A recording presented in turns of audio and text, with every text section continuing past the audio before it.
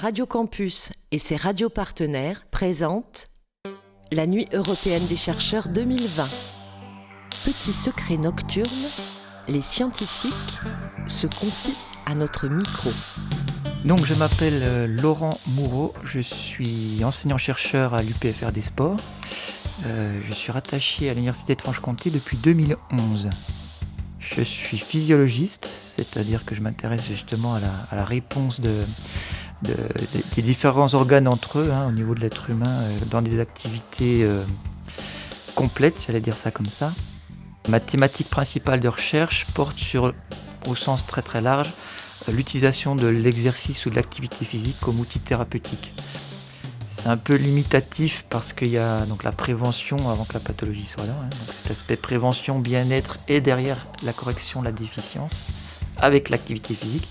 C'est vraiment là-dessus sur quoi je travaille à l'heure actuelle.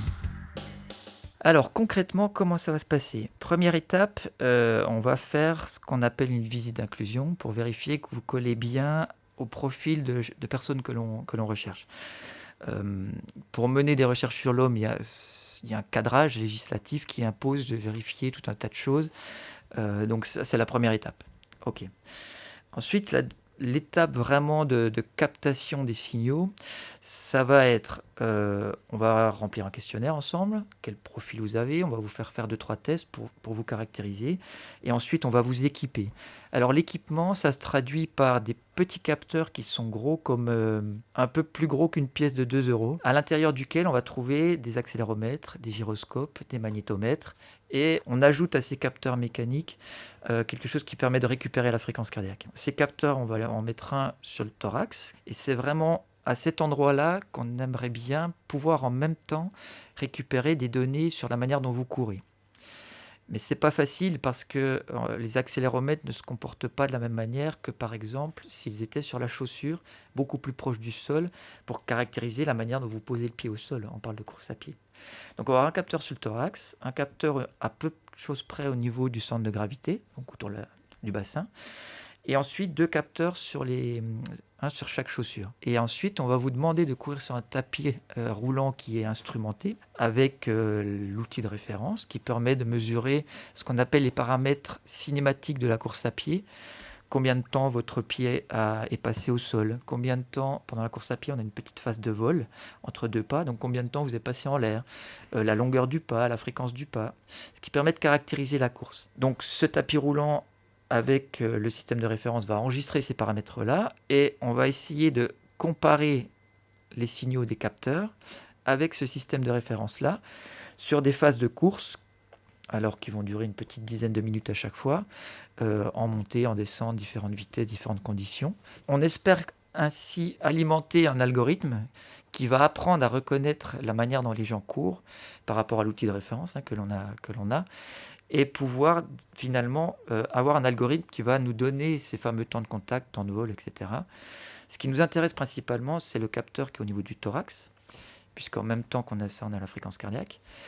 On va quand même utiliser les capteurs qui sont sur les chaussures pour que ça devienne une nouvelle référence. Parce que l'idée, une fois de plus, c'est pas de faire courir les gens sur les tapis roulants.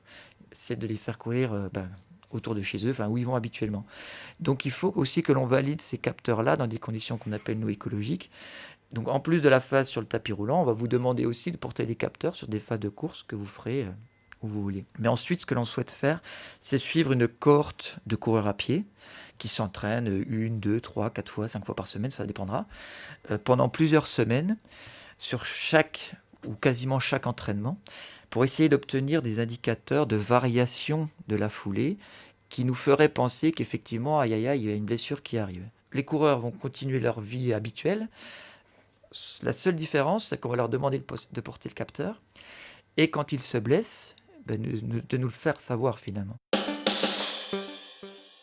Donc finalement, l'objectif de vos recherches, c'est de prévenir et d'anticiper les éventuelles blessures des coureurs.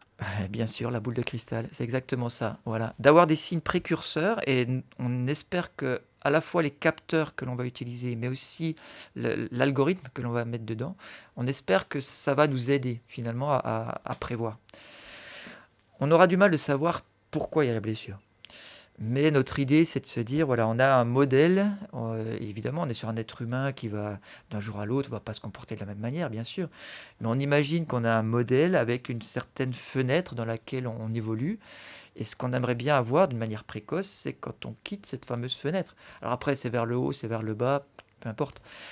Par contre, c'est un signe précoce qui doit être simple, revenir vers soit le coureur lui-même, soit l'entraîneur, soit si on est dans le cadre de gens qui sont en lien avec la thérapie, par exemple, vers le thérapeute, un kinésithérapeute ou je ne sais pas, l'utilisateur final, quoi. Mais c'est l'idée de ce projet spécifique, oui.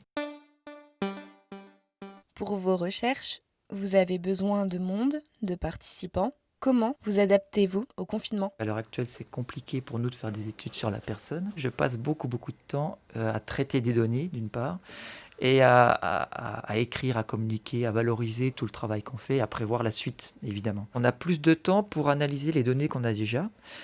Alors, il se trouve que par ailleurs, je suis aussi éditeur dans une revue qui touche aux sciences du sport. Enfin, pas qu'aux sciences du sport, d'ailleurs, puisque c'est PLOS ONE.